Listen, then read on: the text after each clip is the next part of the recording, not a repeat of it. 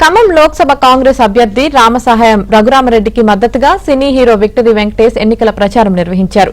Mayuri centre నుంచి Yellandu cross road వరకు road షోలో పాల్గొన్నారు. ఈ సందర్భంగా ప్రజలు అడుగడుగునా బ్రహ్మరథం పట్టారు. రఘురామరెడ్డిని భారీ మెజార్టీతో గెలిపించాలని వెంకటేష్ కోరారు.